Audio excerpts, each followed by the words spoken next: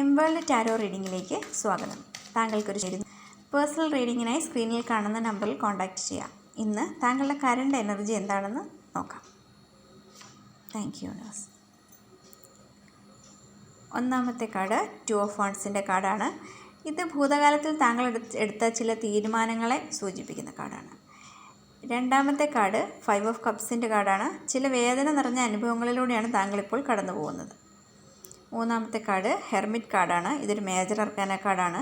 ഇത് ജ്ഞാനത്തിൻ്റെ തിരിച്ചറിവിൻ്റെ കാർഡാണ്.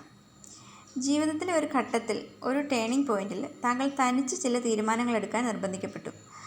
ചില കംഫർട്ട് സോണുകൾ ഉപേക്ഷിക്കാൻ താങ്കൾ തയ്യാറായതായി ഈ ഒരു കാർഡ് പറയുന്നു.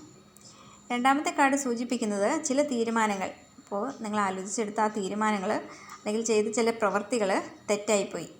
ചില വിലയിരുത്തലുകൾ ശരിയായിരുന്നില്ല. ചിലപ്പോൾ ചില വ്യക്തികളെക്കുറിച്ചാവാം, ചില സാഹചര്യങ്ങളെക്കുറിച്ചാവാം താങ്കൾ മനസ്സിലാക്കിയത് ശരിയായതൊരു കാര്യമായിരുന്നില്ല. അത് അനുഭവങ്ങളിലൂടെ മനസ്സിലാക്കുകയും ചെയ്തു. ഹൃദയം നുറുങ്ങുന്ന വേദനയിലും താങ്കൾ ആരെയും കുറ്റപ്പെടുത്താൻ ശ്രമിക്കുന്നില്ല എന്നും മനസ്സിലാക്കുന്നുണ്ട്. ചിലതെല്ലാം കണ്ടില്ലെന്ന് നടിച്ച് മുറിവുകളെ സ്വയം ഹീൽ ചെയ്യാനാണ് താങ്കൾ ഇപ്പോൾ ശ്രമിച്ചുകൊണ്ടിരിക്കുന്നത്. യൂണിവേഴ്സ് താങ്കളുടെ ഈ അവസ്ഥയിൽ ചില പാതകൾ താങ്കളുടെ മുമ്പിൽ ഒരുക്കി തരാൻ പോവുകയാണ്. മുമ്പോട്ട് തന്നെ നീങ്ങാനാണ് യൂണിവേഴ്സ് താങ്കളോട് പറയുന്നത്. നിങ്ങളുടെ തെറ്റായ തീരുമാനങ്ങൾക്ക് പകരം ഡിവൈൻ്റെ ചില ബ്ലെസ്സിങ്സ് നിങ്ങളുടെ ലൈഫിലേക്ക് വരാൻ പോകുന്നു.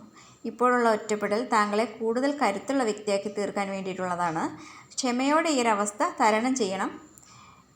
ഡിവൈൻ്റെ സപ്പോർട്ട് താങ്കൾക്ക് എപ്പോഴുമുണ്ട്. ഈ